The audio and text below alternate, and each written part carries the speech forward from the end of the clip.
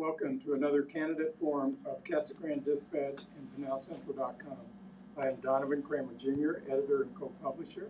This evening our forum is for candidates for the Casa Grande Union High School District Board. We have all the candidates here, 5 candidates for 3 positions. Furthest from me on your left is Boots Hawks. He's a current member of the board. Then we have Kelly Harrington, also a current member. Carrie Jordan, Yvonne Sy, and closest to me on your right, Richard Wilkie, also a current member. My first question, first to Mr. Hawks. Why do you want to serve on the school board?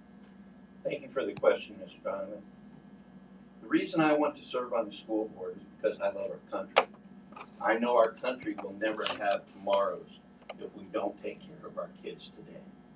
Our kids are our future, and I care very deeply for them and for their education. We have been on a downhill slope for many years right now, and we need to turn things back up to where we start educating these children and really giving them an education, not just a piece of paper, but putting them through things where they will survive in this world and they will lead in a way that we can be proud of them in the future. Thank you. Mrs. Harrington, same question. Okay, so why do I want to be on the school board?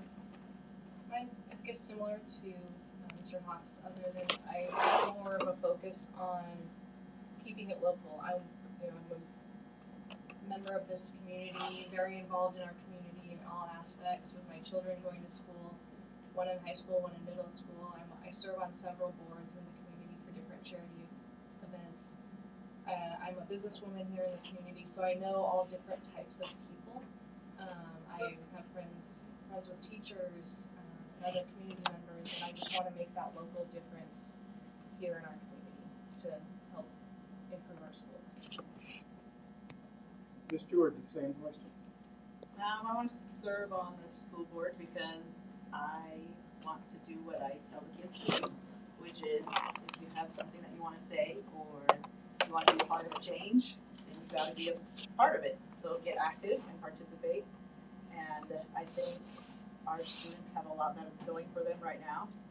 And I just want to help keep that progress happening.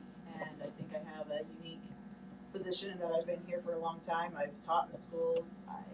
My kids have all been through all the schools here in Casa Grande, and I think that I can bring a lot of their issues straight to the table and be able to help move things forward.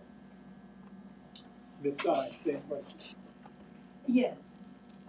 I serve on Passion Church youth team, and I talked with the students, and I have also found out we have very high addiction rate in high schools, and we have about a combined 4,000 students in the 2 high schools we have, and we have very low reading, math, and the science proficiency.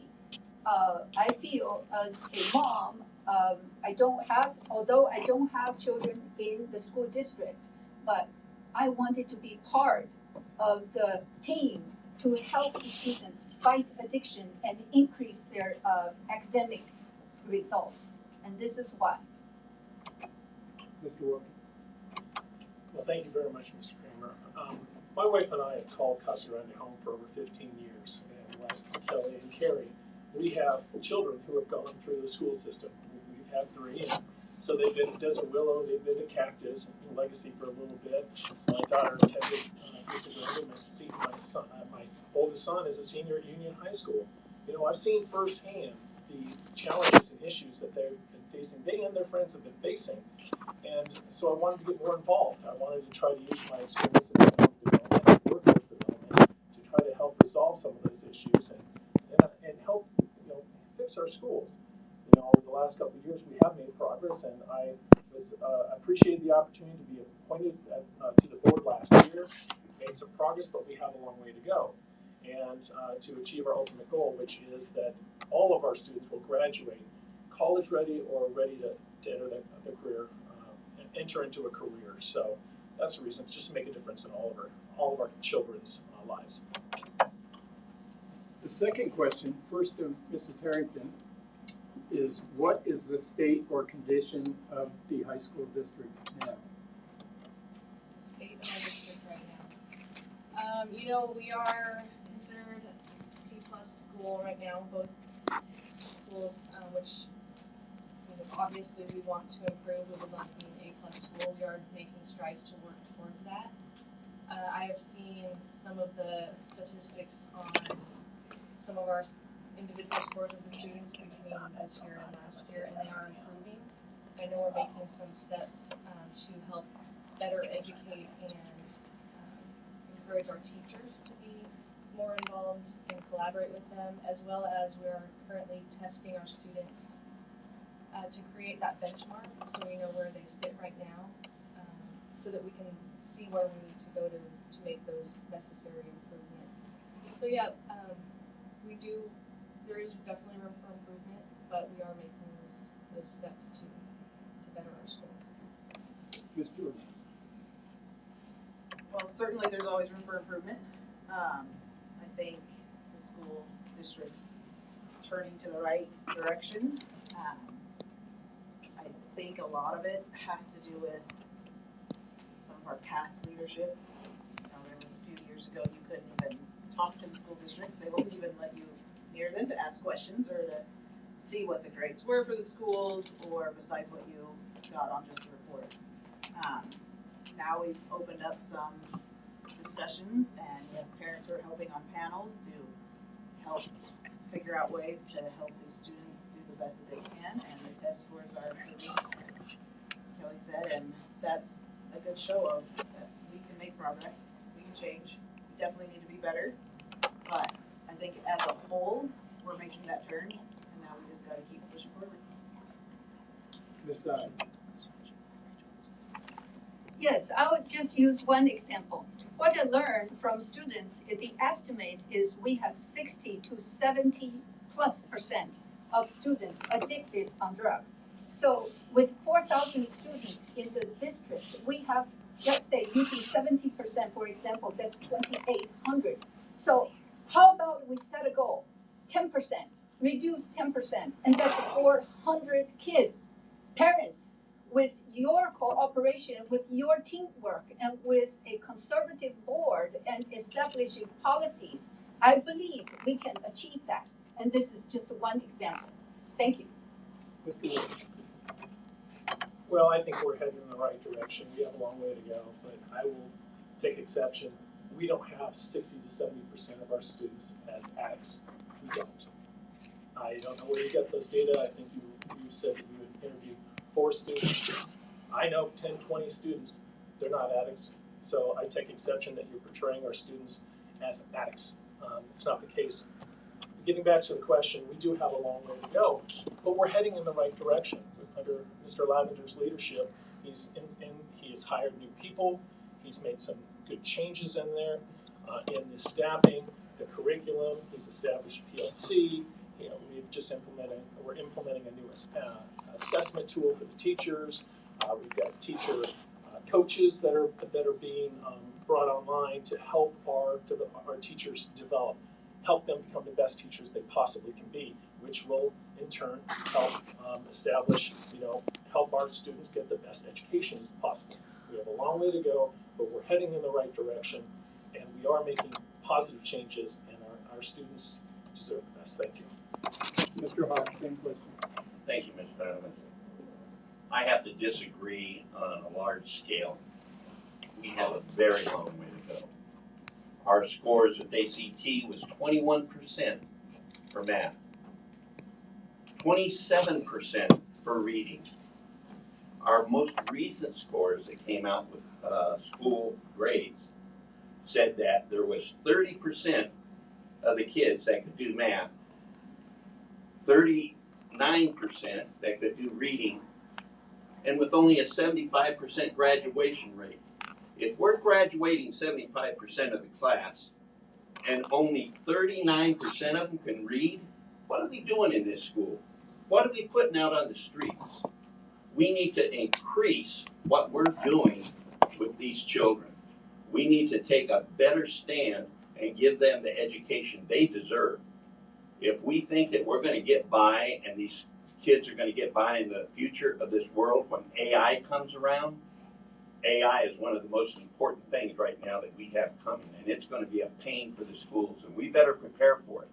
We better prepare for it, parents better prepare for it. It's coming, and it's gonna hit us right between the eyes.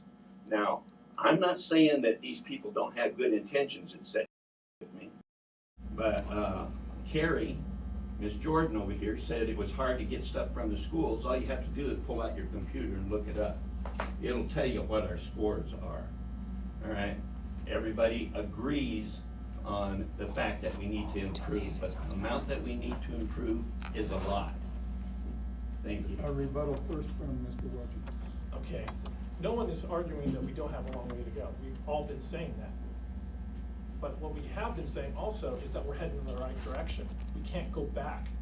We can't do hooked on phonics. We can't go back into time. You've made comments in the past that the education has been on the downslide since 1962, 64? 64. 64. Yes. At what point was that? Was that segregation? Oh, no. It had to Okay. do when they took the So- Bibles and religion out of the schools. Okay. We are heading in the right direction. We have a long way to go. But we've got all the good stuff going for us right now. We're getting better, we're doing recruitment of better teachers, we're trying to help prepare our teachers, develop our teachers, get the students on the right path. So for you to sit here and say, oh, we just aren't doing anything in the right direction, and what's your answer to that, Mr. Hawks? What would you? I didn't say that we weren't doing anything in the right direction. I didn't say that. I didn't say that, and you think that we can't go backwards. We sure could if we don't take care of ourselves and take care of our programs that we're working with these students. That's what we're doing. Well, that's what you say. I believe Ms. Jordan had a comment also. So addressing AI, it's already here. Too late for that That's one. right. Number two, No. our test scores, okay, yeah, test scores increase, but that's not what it's all about. I know plenty of kids who may test poorly, but are the best workers, smartest workers, most efficient workers that are in our community. But because they don't test well, that's all we're gonna consider as the test scores? I want well-rounded kids. I don't want them to be able to just pass a test and be like, oh, our district's great because we passed the test. Nope, what are the kids doing when they leave Casa? Are they able to function in a job? Are they going to college and functioning well at college? That's your test indicator.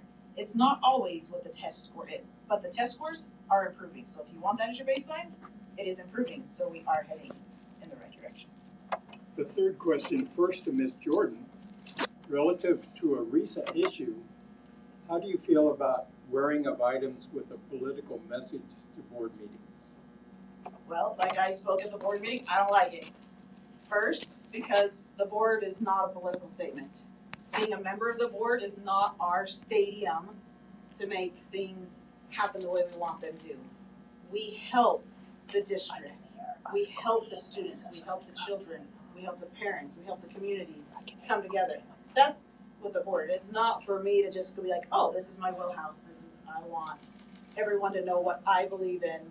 That's not what it's about. It's what's to help these students with their education the best. And really, your political statement or not is one thing. I just disagree with hats in a building. I disagree with hats because they're a way to hide. It's a way for you to hide behind something and not be fully visible and just be a person. Those hats become a statement, whether you want them to or not. And our students aren't supposed to have hats in school. As a board, I think we should follow the same rules. We don't need to wear hats inside of a building. We be professional. There is very few professions that allow a uniform with a hat to be on in a building. We're examples to the students. I think we should hold ourselves to a higher example and not wear them. Ms. Tsai, same question. I am not sure what the political statement, the definition is. That makes me think of we don't want people to wear a necklace with a cross pendant. What kind of political thing that is? If it is referring to make education great again, I think only people who care make education great again. And that is my desire for our children, whatever the age is, whether it's elementary school, middle school or high school or even up to colleges. So if we define that as political statement, okay, we still have freedom of speech. If I would like to wear it on my head, that's my statement. So again, children in schools, their education, their academic results, and their freedom from addiction. That is my goal. And those are my targets that we need to fight for, we need to strive for, and not arguing with hats or pendant or whatever that we personally wear. That's our people's personal freedom. For men, for women, for young and old, whatever the ages. That's my stance. Thank you. It's totally inappropriate. Perception is reality, and to say that it's not a political statement, you even brought up the fact is just check out the website, MegaPAC. And the first thing you see is our mission statement is we're going to support and identify conservative board members to put them in there to basically achieve our mission, and it goes into the mission. It says that it is a political action committee registered with the Federal Election Commission. It's right there. It's politically associated.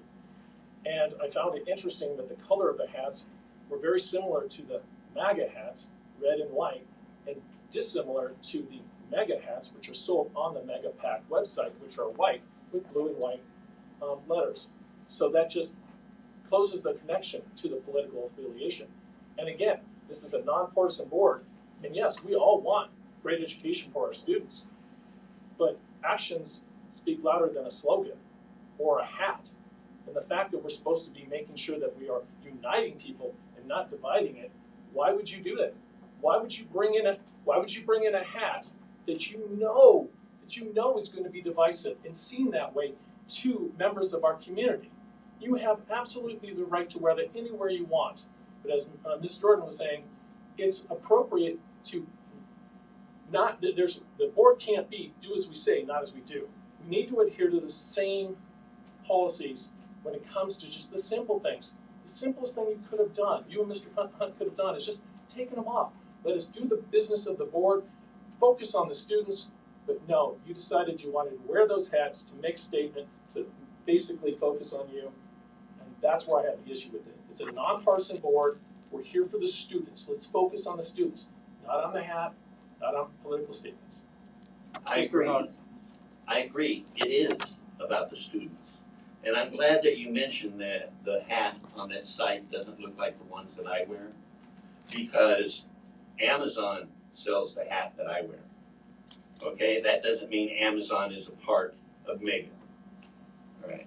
Now, you say that we shouldn't make a statement. I think make education great again is a great statement to make. And if you disagree with that, I feel sorry for you. No, I'm finished. I'm not finished talking yet. You can raise your hand all you want to. When we were up in the meeting for law conference, I talked to at least 6 lawyers up there that said that was not illegal or wrong to wear that. And I talked to probably at least 7 or 8 superintendents that said the same thing. I come back here and get attacked. And I don't think that that's right. Now, if I want to wear that, that's fine. I was in the military for a number of years where we all wore hats. That's what we wore. I'm used to wearing a hat because I'm about half bald. Sorry, Mr. Donovan, I don't mean to relate to you. But I'm sorry that you disagree with me, but you're doing it for political reasons yourself. You are making a political statement, just like when you wrote in the paper, you put in your opinion that the only ones qualified to be on this board or should be on this board is yourself, Carrie, and Miss Harrington, because you've lived here a long time, because you have kids. Where were you when you didn't have kids in school? Why weren't you caring about the education then? Now you guys care about the education. I don't have kids in school. I don't get paid for doing this, but I am here because I care. And if you don't, that's your business. Because no, don't be doing that. Mr. Wilkie. So this is absolutely outrageous. You're I'm a outrageous. 21-year veteran too. And guess what? How many times were you indoors wearing a hat in the military? We had to take our cover off. Well, that's, I guess, different times when it was 20 or 30 years ago. Times have changed. Now, to say that I said that we're the only ones qualified, no. I said that we were more qualified because we've actually had children here. We believe in our children. We love our children. We're doing it for them. We're not doing it for ourselves. We're doing it for our children and our friends' children. So don't sit here and tell me I'm doing this politically. No, sir, I'm not. There's no political gain for me. There's no RD. There's nothing on this. I'm here for the children, and you can smirk all you want, but the fact of the matter is you're turning this into a laughable event here. And shame on you for bringing this up. You are just obliterating the truth here like you did in your comments. Ms. Harrington. So my opinion on the hats is I think they're a distraction. Whether the intent is political or not, the perception is political. And I think that's half of the battle. There are people that go to our board meetings that have questioned them and they find them offensive. So even if the intent is not there, the message that it's sending is a distraction. It's taking us away from what really matters about improving our district and helping our kids, helping the teachers, helping our community. And here we are arguing about hats. That's sad to me. And the comment about, us saying that we're qualified because we have children in the school district. I mean, we're engulfed within our community, within our kids, their friends, their parents, all of that. And even those that don't have kids in the district, I understand they can still make a difference. So that's not the argument here. It's more that, I was approached initially to be on the board over 4 years ago from then superintendent because I was involved in the community. I was at a chamber event and it says, Ms. Harrington, your kids aren't in high school yet, but they will be. And, we need someone who has no hidden agenda, who wants to do it for the right reasons. And in closing, I just think those hats are just not appropriate. Our next question goes first to Ms. Dye. How do you feel about the relations with the Casa Grande Elementary School District? Between the districts? You mean Casa Grande High School District in relation with? Relates to the elementary district. Oh, well, elementary schools, middle schools, they are our feeder schools, meaning the students coming to the high school district. So if they didn't learn reading well, they couldn't do arithmetic, then they're going to have cumulative failure in high school.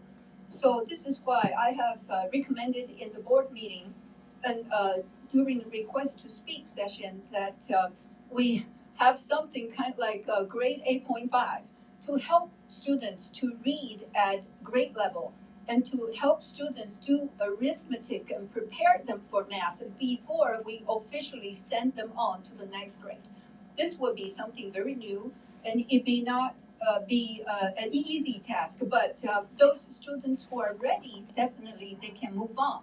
So this is what I have in mind in relation to the elementary schools, because we need to help those students coming to the high schools, maybe in the one school 600, so we have over 1,000 students. We need to help them so that they will have cumulative success in high school and not cumulative failure. And we need parents' help too. Thank you. Mr. Wilkie. Well, I'm just going to echo that. I think you said that very well. The relationship between the high school and the elementary school is got to be tied. We've got to be closer with them. I know that I've had conversations with the president of their school board and a couple of the members of their board, and this is our community. This is all of our community, and we've had kids in the elementary school and high school district but you're absolutely right. We definitely need to work a little bit closer together so that we can have a more seamless transition from elementary school to the high school, because I agree with you. It's a cumulative kind of, we want it to be successful, not build upon, basically get farther and farther behind.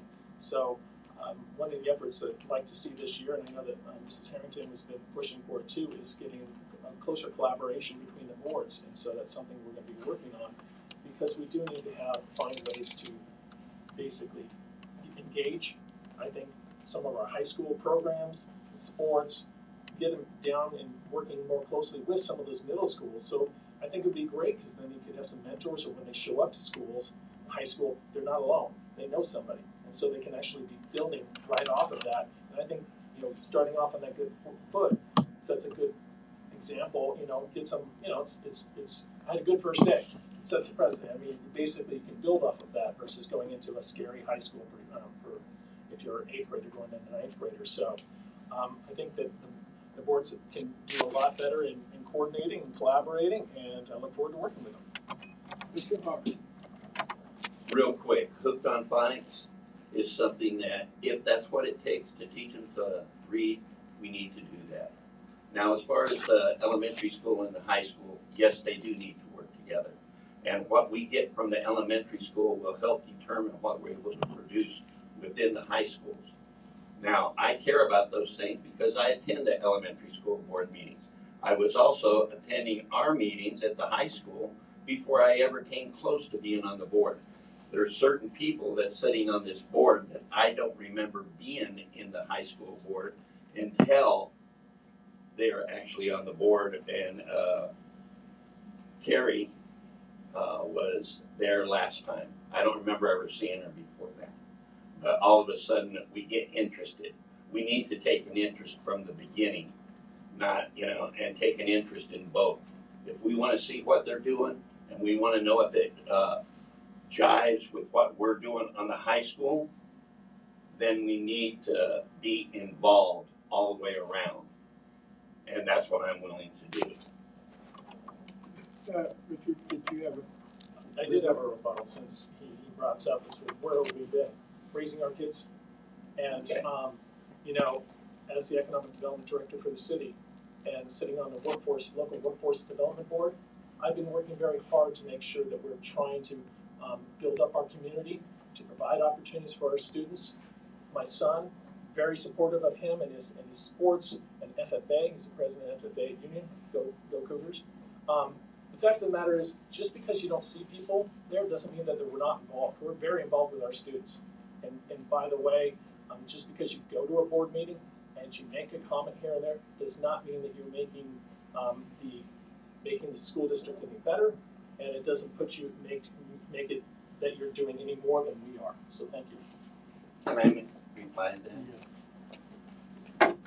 First of all, Mr. Wilkie, you're right. Just because you go and you make a statement doesn't mean you're making any difference, because everybody that comes before our board, I don't hear us do a thing about what they're wasting their time going up there and speaking, because you never do anything. You're the president of the board, and you work with Mr. Lavender. What are we doing about these people's concerns? You're not doing anything, Mr. Wilkie. You're not doing anything.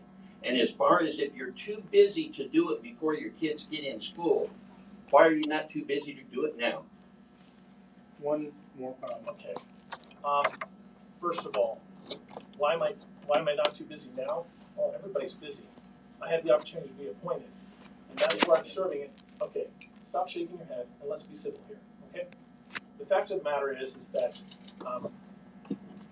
we're supposed to be civil here. We're supposed to be professional, and all these claims about me not doing anything about this. First of all, public comment is public comment. We cannot take action.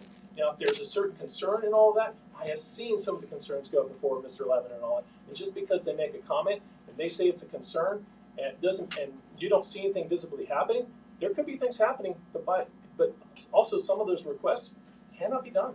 So it's just simple. Some of them just aren't able to be done at school district level, like instituting prayer. That's a Supreme Court issue. Thank you. Ms. Harrington. What was the question? I'm fully kidding.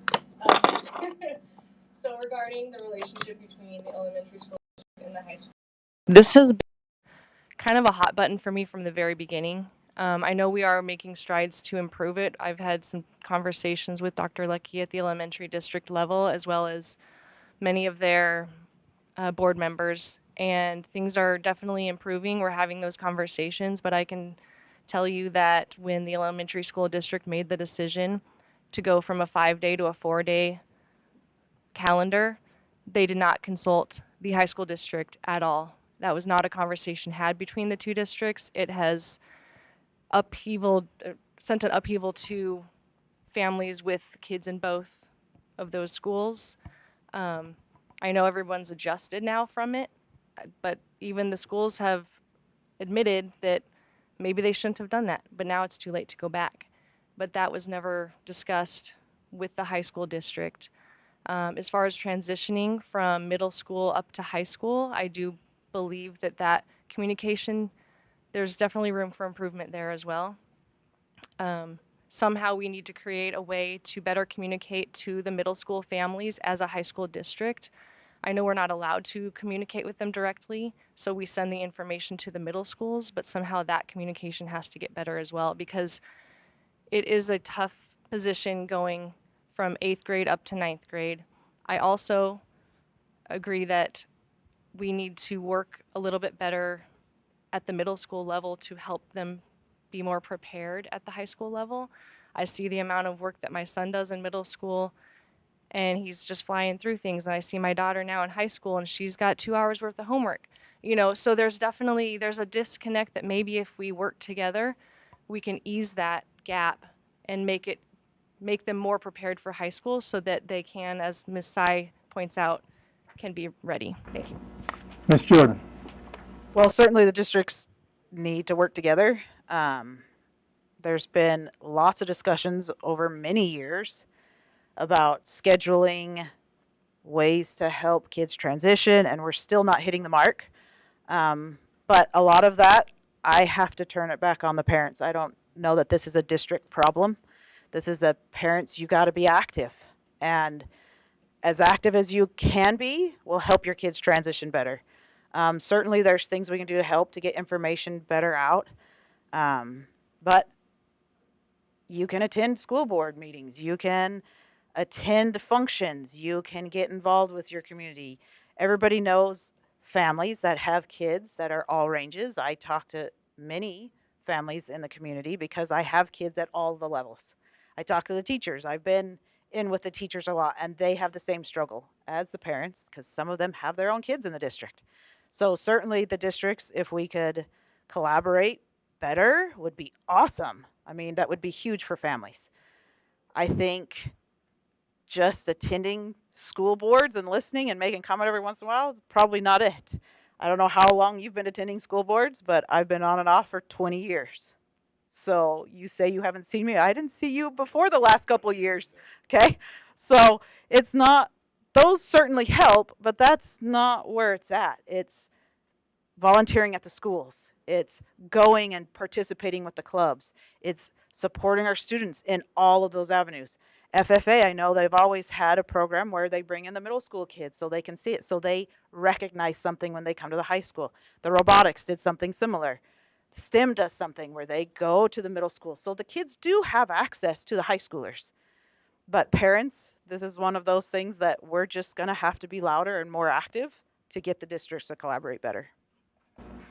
The next question, first to Mr. Wilkie. What are your priorities for the district budget? The district budget? Well, I think the top priority that we're looking at is related to the budget is the retention and the recruitment of the high-performing teachers. I think that's essential to the education of our students. We need to make sure that we are doing what we can to help support our teachers, to help them develop and to continue to grow as teachers so that they can do a better job in the classroom that will help our students learn more. We have to make sure that we have a competitive salary and benefit structure so we can retain the best teachers we have here and attract new ones. We have to find ways of continuing to look for cost savings. I know that we've implemented some cost savings this last year. We're cutting back significantly on out-of-state travel. We've put in additional oversights to the budget so that we can make sure that everything is being spent wisely, and we don't have any issues with that. What I would like to see is some additional funding for the teachers, of course, but also to put into additional technology for our students to be able to use. Technology is something that they have to be familiar with moving forward. We mentioned AI, but but technology is only a tool. It's not supposed to be a substitution for good teachers. So I would say teachers and technology, and then just making some repairs to our schools as they age. We need to make sure that our facilities are kept up well so that we have a learning environment that is conducive to teaching and learning. Mr. Hawks.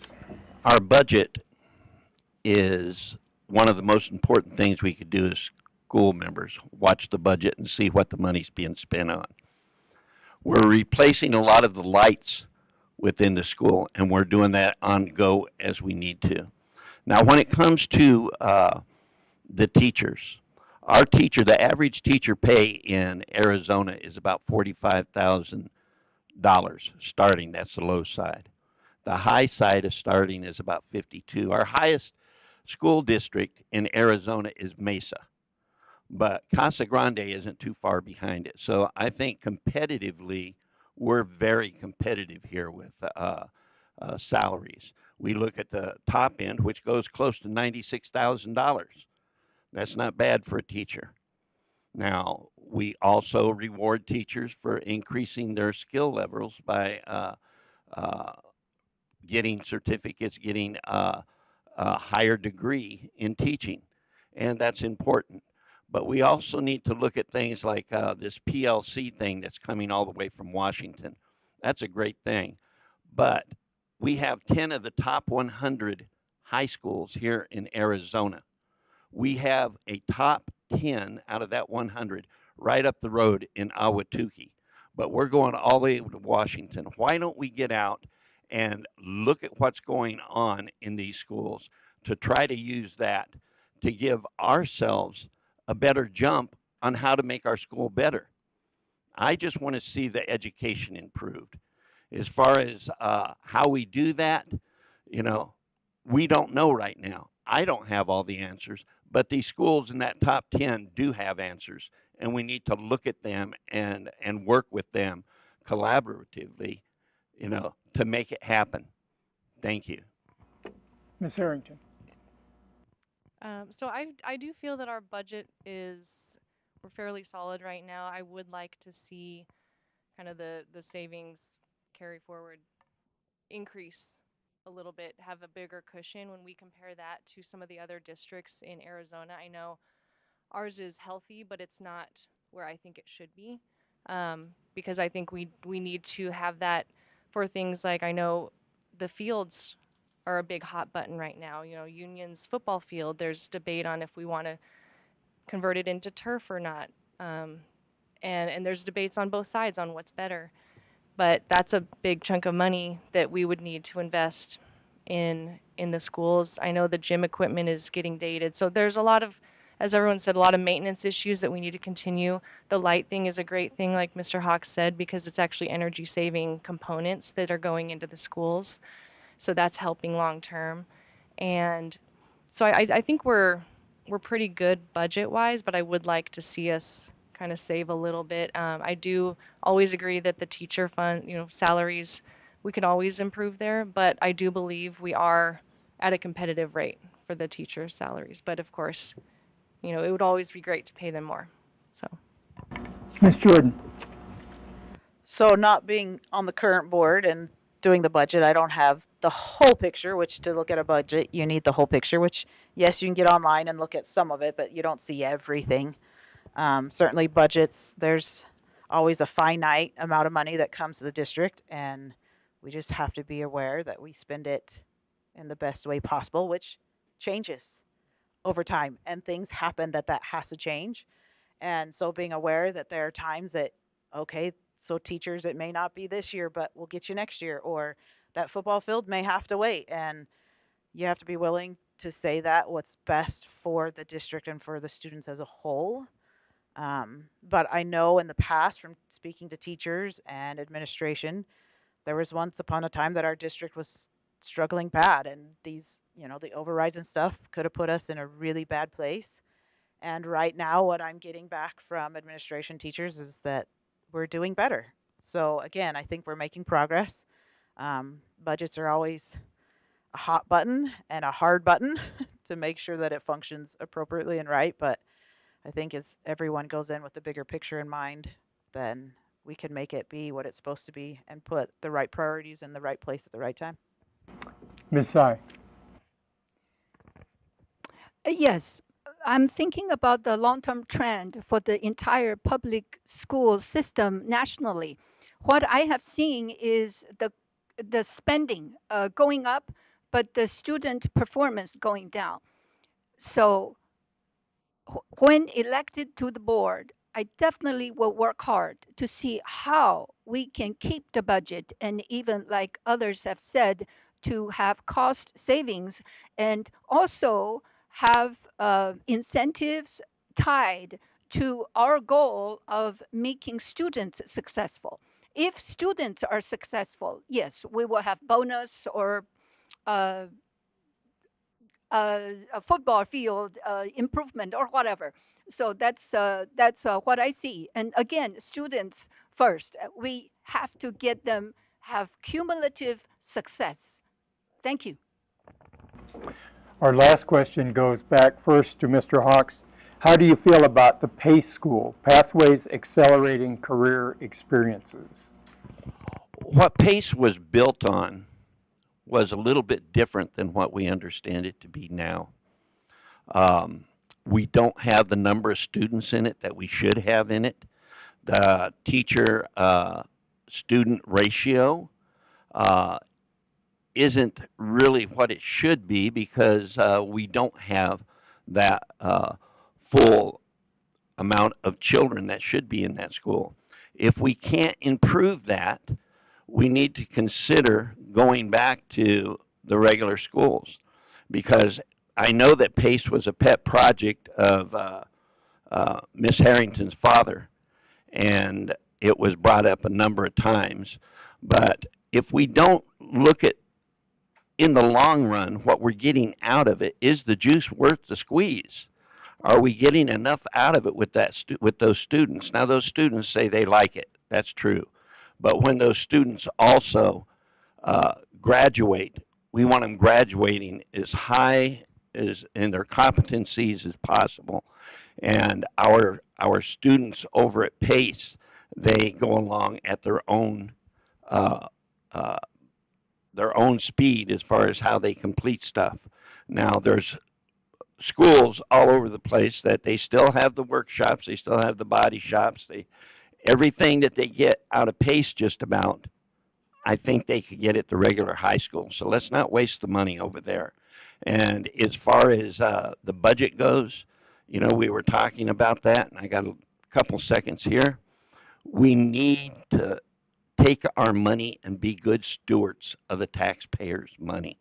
The taxpayers is who we're responsible to, and we can't afford to go out there and waste the money to try to make people happy. Schools were built for one thing, to educate the students, not to take care of teachers. Ms. Harrington. So yes, the PACE program, I do feel like there are still a lot of questions that we're all trying to learn. It's a new school, it's a new program. It's actually a lot of schools in other cities are looking at it as a model. I do feel that it fits a need. There are students that wouldn't go to Union or Vista because of the way that they're modeled. It's not the right fit for them. This fits a need for some of those students. There's a lot of opportunity with it. I agree that we do need to increase the student count at that school. But to say that we're wasting dollars right now, this school was grown on grant money that we earned as a district. So it's not extra money coming out of the normal budget. It's largely based on the grant money that we've received to help build it, based on what its intent is. And And you can't, they didn't build Rome in a day. You can't build a new school or a new concept in a year. It takes a little bit longer. I do agree with Mr. Hawks that if we don't see some student count increasing or some other clarification, that yeah, we might need to go back to the drawing board on a couple aspects of it and see if there's some things that we can address. But I like the concept of it, and it's a little infant school right now, so. One thing, is that she mentioned my name. Sure. The thing with pace, and she mentioned that, yes, the count isn't great enough. How long do we give it before we do that, for one thing? The other thing is, what are we going to get out of it for the students? That's my main concern. And whether it's grant money or our budget money, it's still taxpayers' money. Those come from the taxpayers, whether it's federal or whether it's state. It's still taxpayer money. Ms. Jordan.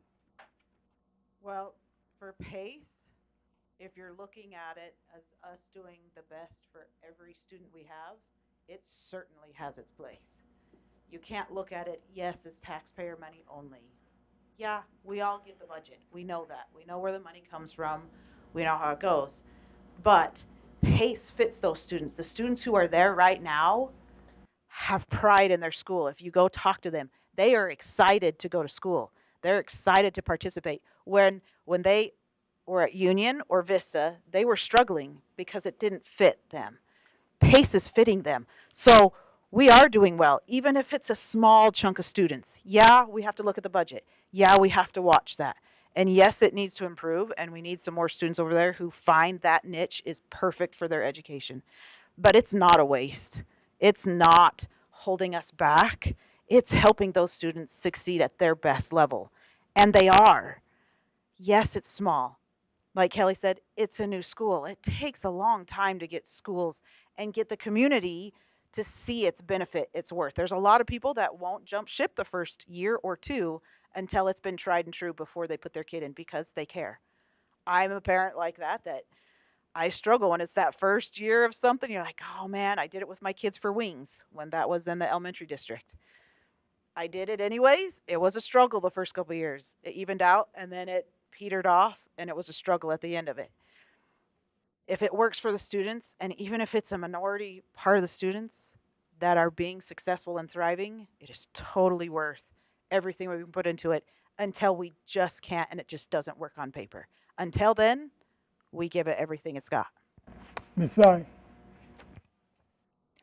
I actually got an opportunity to tour PACE, the facility, and I met with three teachers and talked to two quite extensively.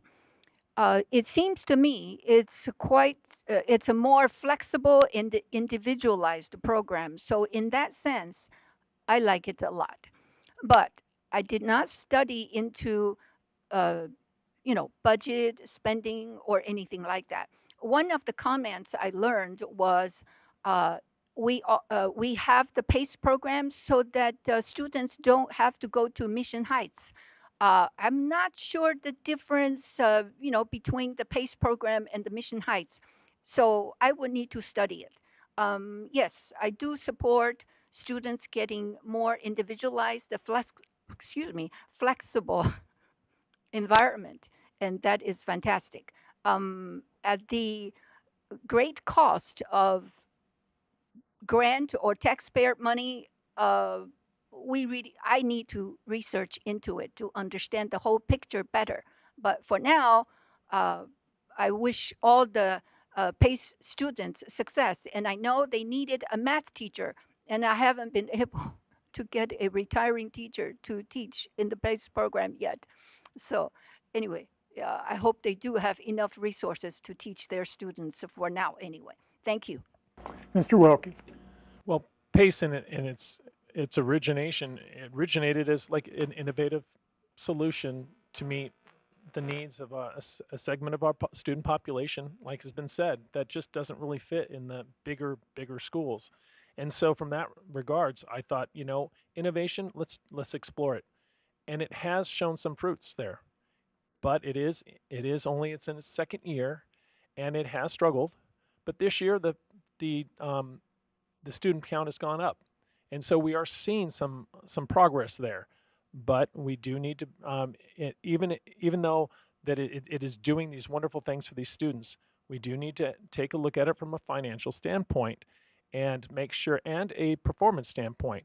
And at the end of this next year, if they are actually performing very well and we see the numbers start ticking up, then yes, maybe we need to move on to the next year.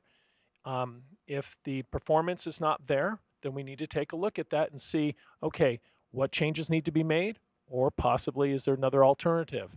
But right now, as it's been stated, PACE is working for those students, and we need to, we represent, as a board, we represent all the students in our community, and so let's give it the best chance it can, support it this year, and then we'll see where it goes from there. But at this point, I like the innovation, an innovative approach of it, and so I'm hopeful for it.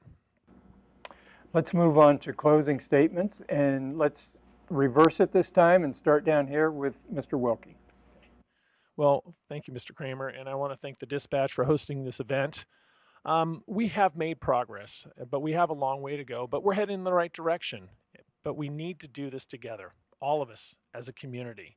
That is the only way that we're going to be able to provide our students with the best educational experience that they rightly deserve. And we need a board that is focused on that objective. We need a board that is going to be able to represent all of our students and respect the diversity in our community and support our teachers and is willing to just try to focus on uniting and not dividing the community, because we can't do it if we're divided here. And one that truly believes that actions instead of slogans are the way that it will enable us to actually meet our goal, which is making sure that all of our students graduate ready for college or for careers. And so I want to thank you all for who tuned in tonight, and I am respectfully requesting you vote for myself and Kerry Jordan and Kelly Harrington. Thank you very much. Ms. Tsai. Yes, my closing statement. My top four priority. The first one is help students reduce addiction or to eliminate abortion. Excuse me. To get rid of addiction. And in Passion Church, which I go to, we have ex-felons and we have ex-addicts. Their lives have been totally transformed. So welcome to Seek God for help, parents. And also, I have a prayer group at home. And if you like, I will invite you and we will individually, personally pray for you and your family. And we also have Teen Challenge that is a great resource as well for the students. And number two is to raise students' reading proficiency, writing, and arithmetic before math. And that phonics helps reading, and there are ways, and there are, of course, the teachers have Saxon method, Singapore method, but parents don't wait for public school. I just give you an example. You can get this $25 on Amazon. Help your students to read. And number three, adopt traditional curricula. We have a lot of great resources. Hillsdale College, uh, uh, the academy. I'm sorry, I forget on top of my head, but there are several.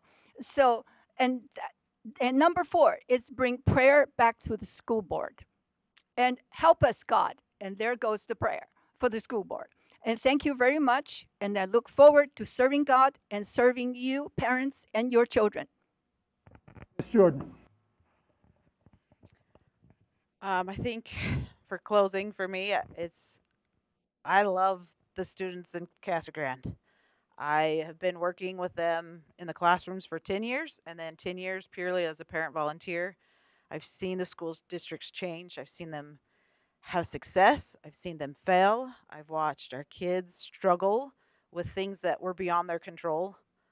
And I want to narrow that gap where that doesn't happen that often, where we can collaborate with teachers and staff and parents and the community and the students, give them a voice, let them be a part of their education, take ownership, have pride in what they're doing so they're excited to come to school, and share it with the younger classmen, the middle school, the elementary district. When they see the high school is excited and being successful, guess what? They're going to be too. And I think what I can bring to the table is I have a good middle ground of all of those areas.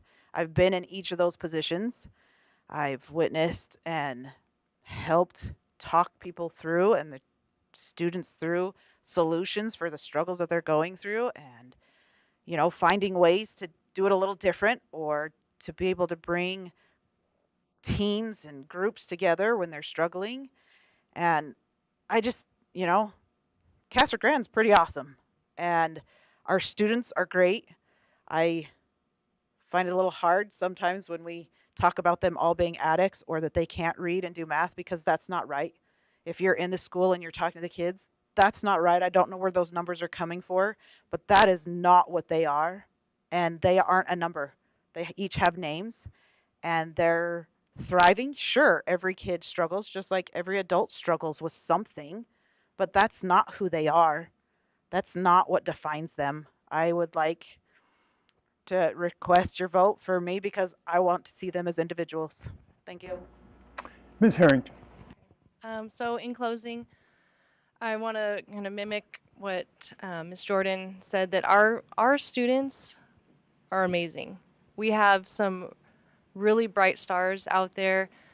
I've had the opportunity to interview some of them during the junior and senior interview days, and then be there for a career fair where I get to speak one-on-one with these students. And they're very bright kids. They're curious. They, some of them really know what they want to do, and some of them have no clue, but they're asking the questions. They have school pride in all of the schools. Sure, do we have students that struggle? Of course. Just like she said, that we're all human. And does our school district need to improve? Yes, there is always room for improvement. But I believe that I am one of the best candidates for this position because I am so involved in the community. I am an earpiece to those members, whether it's the students or the parents or the teachers.